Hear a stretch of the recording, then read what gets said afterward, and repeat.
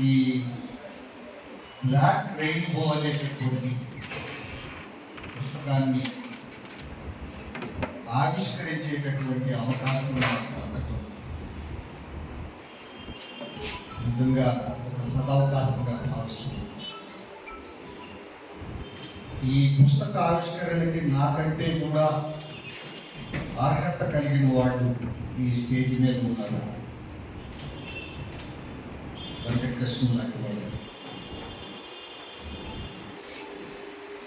కానీ తమ్ముడు నన్ను అదే పనిగా అక్కడి నుంచి పిలిచి నాకు ఈ ఆవిష్కరణ అవకాశాన్ని ఇచ్చారు.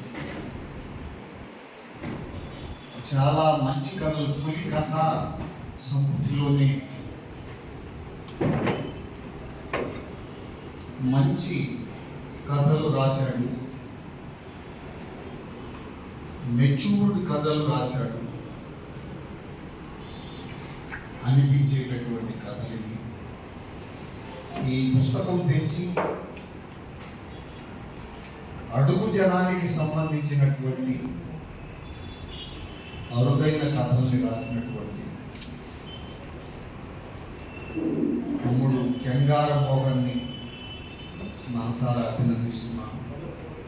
ఆయన కోసం మీరు ఒక్కసారి గట్టిగా క్లాప్స్ కొట్టవలసింది.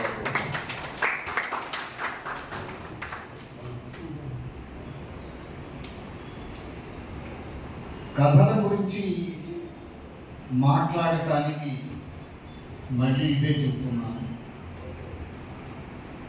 ఇక్కడ నాకంటే కూడా చాలా బాగా మాట్లాడదగినటువంటి వ్యక్తి వెంకటకృష్ణ, మారుతి, భూలోహితం, వీళ్ళు బేసిక్గా అద్భుతమైన కథా రచయితలు. కథా రచయితలు ఇతరుల కథల గురించి మాట్లాడటంలో చాలా పరిమితి కనపడుతుంది. మనకి కొన్ని మెళకువలు కూడా వాళ్ళు నేర్పుతారు. నేను ఆవిష్కర్తగా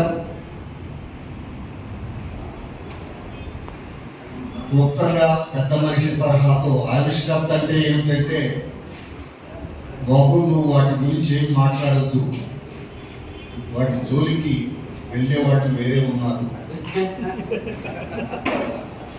నువ్వేదో పెద్ద మనిషిగా కాస్త గౌరవంగా వచ్చి 4 మాటలు అటు ఇటు కాకుండా మాట్లాడుకుంటాం చాలు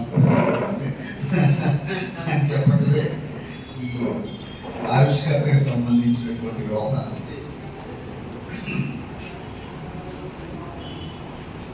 అలాగే యువ విమర్శకురాలు, రచయిత్రి అయినటువంటి మా అమ్మాయి ఆల్రెడీ ఇక్కడ ఉంది. ఆమె కూడా చాలా బాగా మాట్లాడుతుంది.